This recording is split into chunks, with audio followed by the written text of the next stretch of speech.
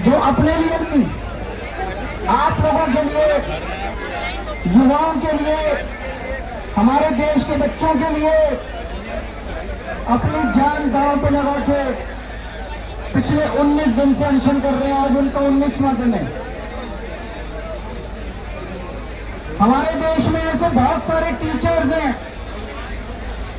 जब paper leak हुए, पेपरों में धांधली हुई, उन लोगों ने अपने शहर से आवाज उठाई, उनको गिरफ्तार कर लिया गया, उनको तरह तरह से टॉर्चर किया गया, उनके खिलाफ एफआईआर की गई। उन सब लोगों को मैं सलाम करता हूं। सोनम वांगचुक जी एक बहुत बड़े एजुकेशनिस्ट हैं। लद्दाख के लिए, देश के लिए उन्होंने पहले भी कई बार अनशन किए। जिस तरह से उन्होंने देश के लिए आज अपनी जान दांव पे लगाई हुई है, उन्हें मैं सलाम करता हूं। दोस्तों, जितने कॉम्पिटिटिव एग्जाम होते हैं, जब कॉम्पिटिटिव एग्जाम बच्चा देने जाता है, वो कोई एग्जाम नहीं होता, वो उसके लिए एक सपना होता है। वो एग्जामिनेशन हॉल में घुसता है, उसे एक विश्वास होता है कि मैं अपनी मेहनत और अपने इंटेलिजेंस के बल पे अपना भविष्य बनाऊंगा। मैंने भी आईआईटी के पेपर दिए थे। आईआईटी के पेपर में सक्सेसफुल होकर मैं आईआईटी गया था, लेकिन उन दिनों में पेपर लीक नहीं होते थे।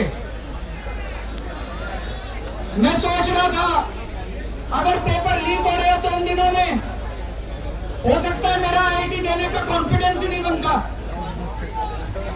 मेरे दोनों बच्चे आईआईटी से हैं।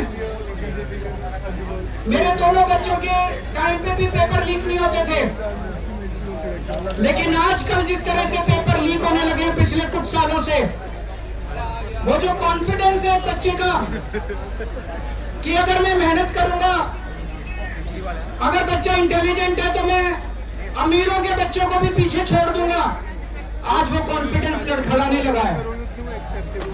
ये सही नहीं है। ये देश के लिए बहुत खतरनाक है। ये देश के लिए बहुत खतरनाक बात है। साल पेपर लीक होते हैं, कमेटी बैठती है, जांच होती है, एफआईआर होती है, गिरफ्तारी होती है, बेल हो जाती है, और फिर अगले साल के पेपर लीक होने की फिर तैयारी शुरू हो जाती है। ये देश कब तक बर्दाश्त करेगा? देश का युवा, ये बच्चे कब तक बर्दाश्त करेंगे?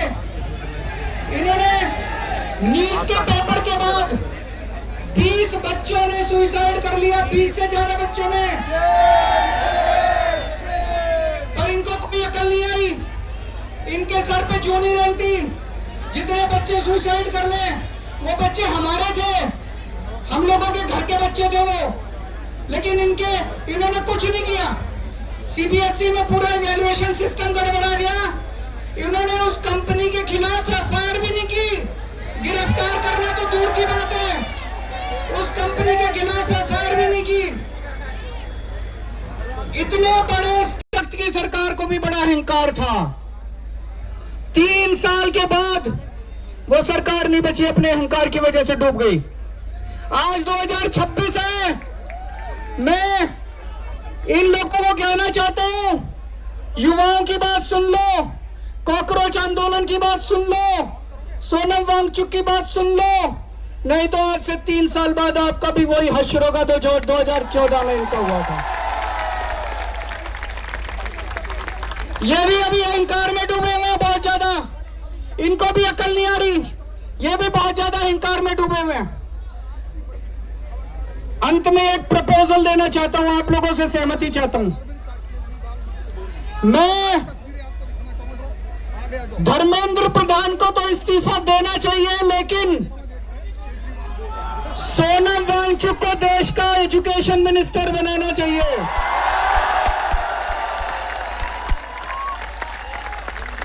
होना चाहिए कि नहीं होना चाहिए? हाथ खड़े करके बताओ कि सोनम वांगचुक। तो मैं प्रधानमंत्री जी को कहना चाहता हूं, धर्मेंद्र प्रधान को हटाओ और सोनम वांगचुक को देश का शिक्षा मंत्री बनाओ। मेरे को पता है प्रधानमंत्री जी सुनने वाले नहीं है, प्रधानमंत्री जी करेंगे नहीं है। क्यों नहीं करेंगे? उनको डर लगता है ये सोनम वांगचुक कोई क्रांतिकारी चीज ना कर दे। पर दोस्तों, मैं आपसे पूछना चाहता हूं, आज जितनी शिक्षा व्यवस्था सड़ गई है, जितनी खराब हो गई है, उसमें हमें क्रांतिकारी कदम ही चाहिए। बिना क्रांति के शिक्षा व्यवस्था ठीक नहीं होने वाली। हमें सोनम वांगचुक जैसा क्रांतिकारी शिक्षा मंत्री भी चाहिए और उसके क्रांतिकारी कदम भी चाहिए। दोस्तों, 20 तारीख को मैं सब लोगों से, देश के कोने कोने में जो लोग सुन रहे हैं, जो लोग सोशल मीडिया पर देखेंगे, जो लोग मीडिया के जरिए देखेंगे, सबको अपील करना चाहता हूं, ज्यादा से ज्यादा संख्या में यहां पे आइएगा और 20 तारीख के इस आंदोलन को, इनके कॉल को, पार्लियामेंट तक के जो यात्रा है उसको सफल बनाना है। ज्यादा से ज्यादा संख्या में आना है। भारत